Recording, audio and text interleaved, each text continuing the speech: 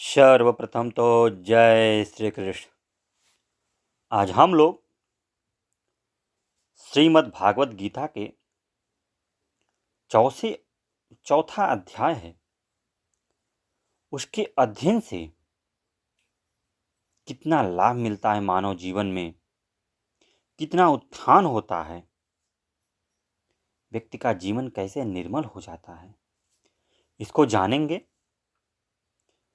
क्योंकि कहा भी गया है कि जो गीता का उपदेश है यह स्वयं भगवान नारायण ने अपने मुख द्वारा अर्जुन को दिया था।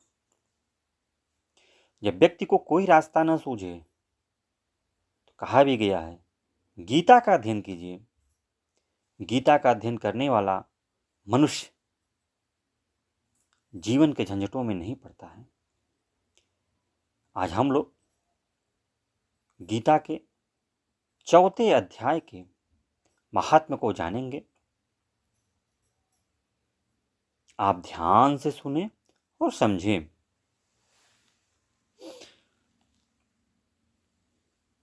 देखिए, भगवान जी श्री भगवान कहते हैं, प्रिय, अब मैं चौथे अध्याय का महात्म्य बतलाता हूं, सुनो। भागीरथी के तट पर वाराणसी बनारस नाम की एक पुरी है। वहां विश्वनाथ जी के मंदिर में भरत नाम के एक योगनिष्ठ महात्मा रहते थे, जो प्रतिदिन आत्मचिंतन में तत्पर हो आदरपूर्वक गीता के चतुर्थ अध्याय का पाठ किया करते थे।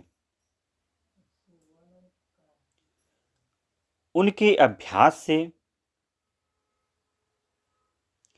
गीता का अभ्यास करते करते उनका अंतःकरण बहुत ही ज़्यादा अत्यधिक निर्मल हो गया।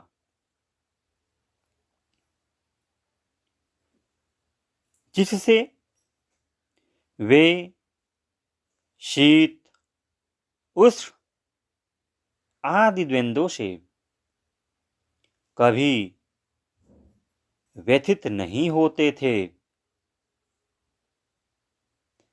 एक समय की बात है, वे तपोधन नगरी की सीमा में स्थित देवताओं का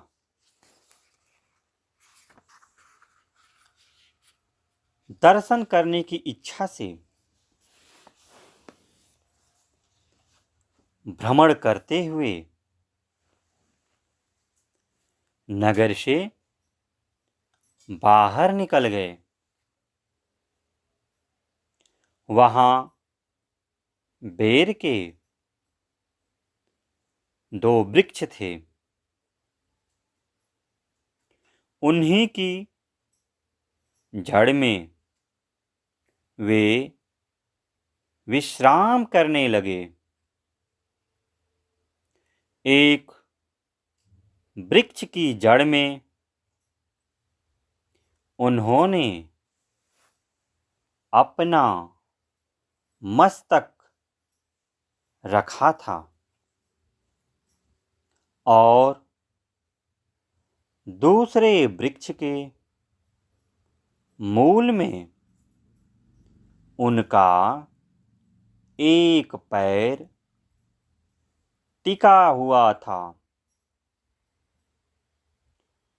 थोड़ी देर बाद जब वे तपस्वी चले गए, तब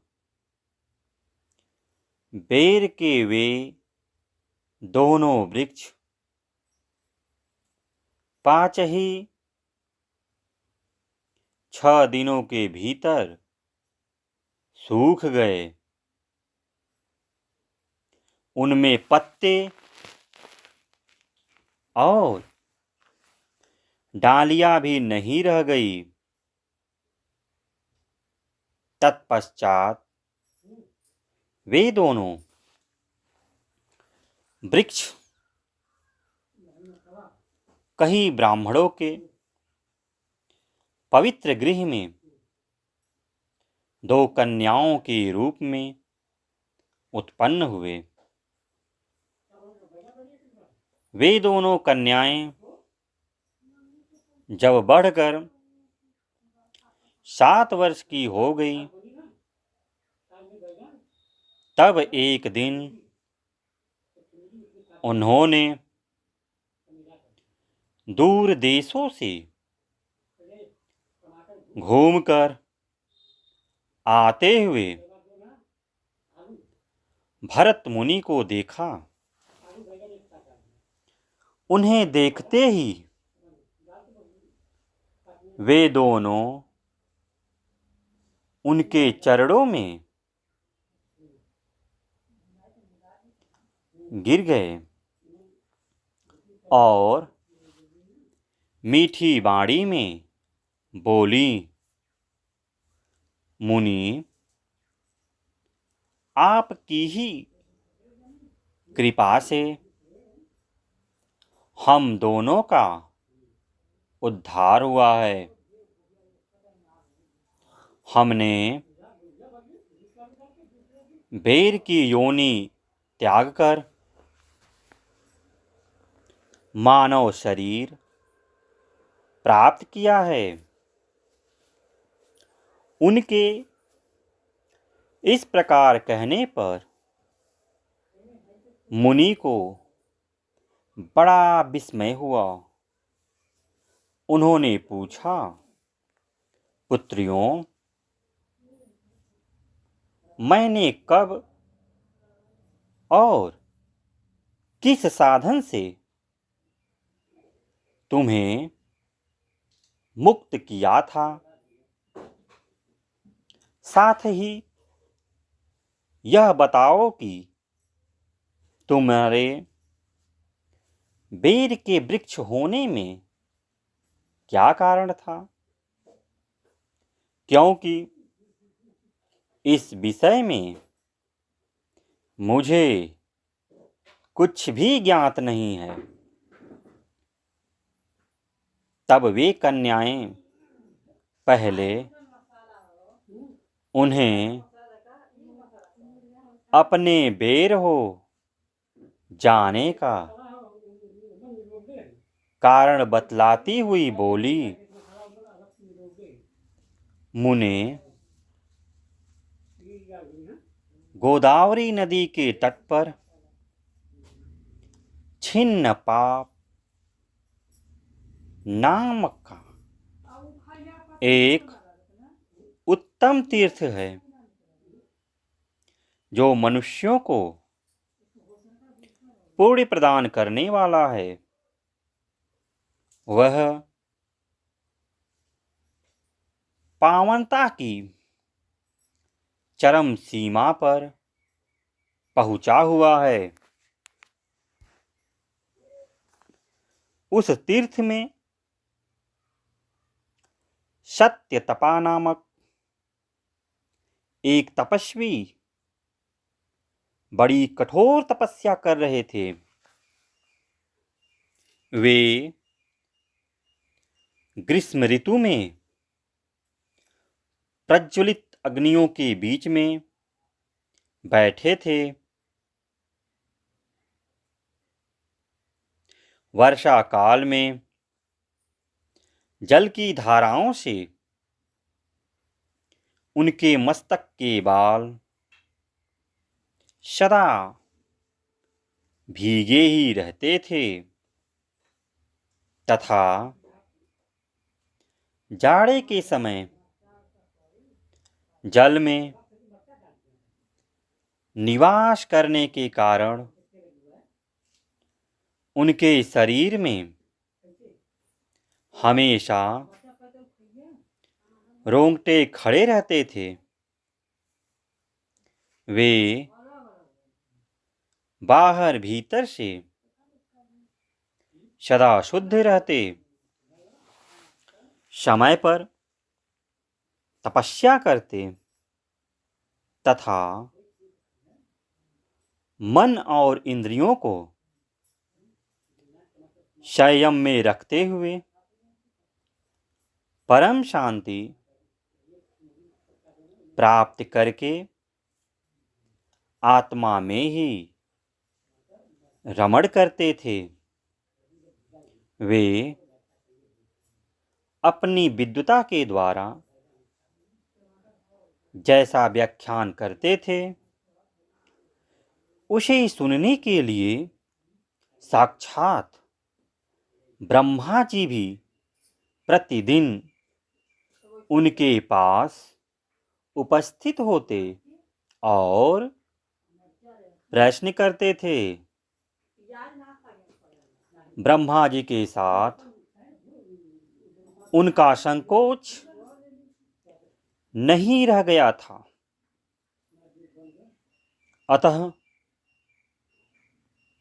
उनके आने पर भी वे सदा तपस्या में मग्न रहते थे। परमात्मा के ध्यान में निरंतर संलग्न रहने के कारण उनकी तपस्या सदा बढ़ती रहती थी। सत्य पाप को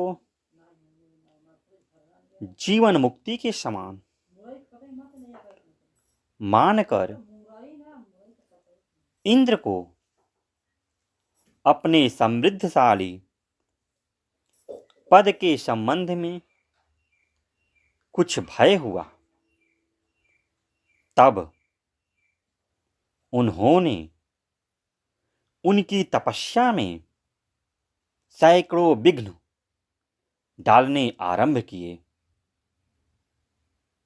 अप्सराओं के समुदाय से हम दोनों को बुलाकर इंद्र ने इस प्रकार आदेश दिया, तुम दोनों उस तपस्वी की तपस्या में विघ्न डालो, परेशान कर डालो, जो मुझे इंद्र पद से हटाकर स्वयं स्वर्ग का राज्य भोगना चाहता है। इंद्र का यह आदेश पाकर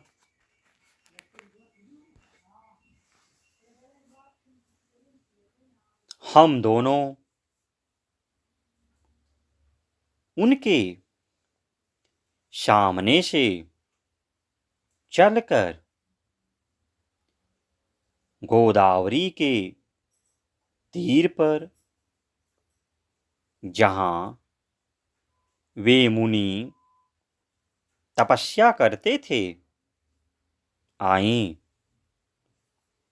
वहां मंद एवं गंभीर स्वर से बजते हुए मृदंग तथा मधुर वेणुनाद के साथ हम दोनों ने अन्य अप्सराओं सहित मधुर स्वर में गान आरंभ किया। इतना ही नहीं, उन योगी महात्माओं को वश में करने के लिए हम लोग स्वर, ताल और लय के साथ नृत्य भी करने लगी। बीच बीच में जरा जरा सा अंचल खिसकने पर उन्हें हमारी छाती भी दिखने लगी। हम दोनों की उन्मत्त गति काम भाव का उद्दीपन करने वाली थी, किंतु उसने उन निर्विकार चित्त वाले महात्मा के मन में क्रोध का संचार कर दिया। तब उन्होंने हाथ से जल छोड़कर हमें क्रोधपूर्वक श्राप दे दिया, अरे तुम दोनों गंगा जी के तट पर बेर के वृक्ष हो जाओ। यह सुनकर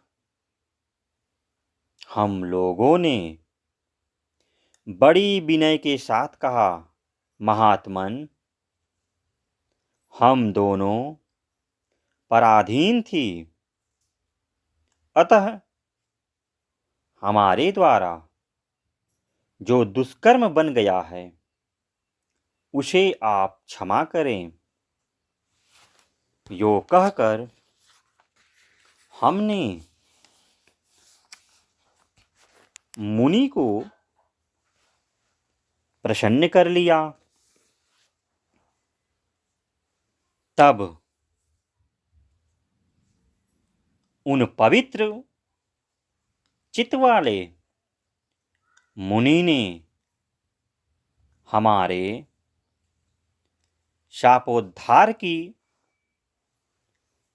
अवधि निश्चित करते हुए कहा,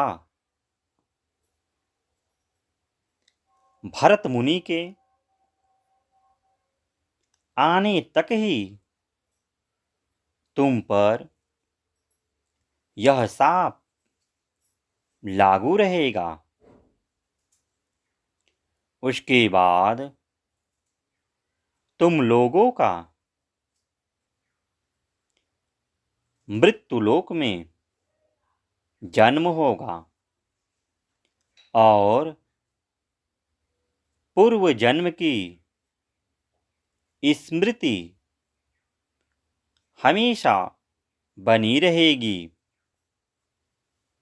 मुनि,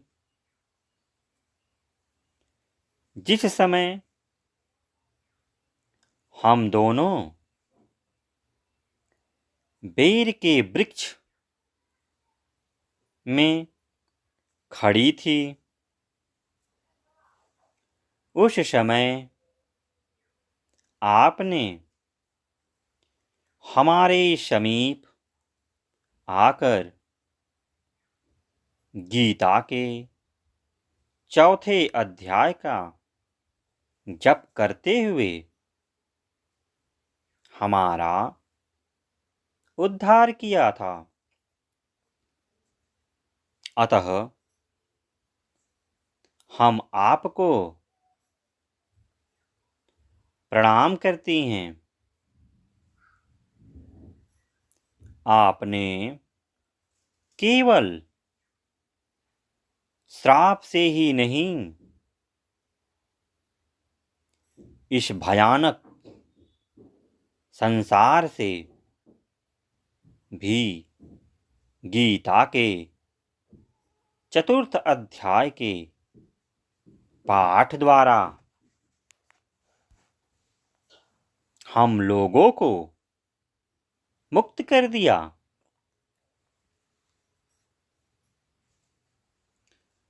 श्री भगवान कहते हैं, उन दोनों के इस प्रकार कहने पर मुनि बहुत ही अधिक प्रसन्न हुए और उनसे पूजित हो विदा लेकर जैसे आए थे वैसे ही चले गए तथा वे कन्याएं भी बड़े आदर के साथ प्रतिदिन गीता के चतुर्थ अध्याय का पाठ करने लगी, जिससे उनका उद्धार हो गया।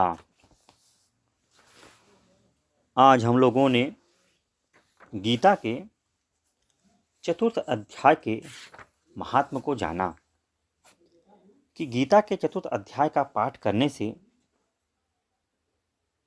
जो व्यक्ति है वह तर जाता है। वैसे भी गीता का जानकार किसी भी प्रपंच में नहीं पड़ता। गीता में समस्त प्रकार की बाधाओं से निकलने का रास्ता बताया गया है और मुक्ति तो निश्चय ही है। जय श्री कृष्ण, जय श्री कृष्ण।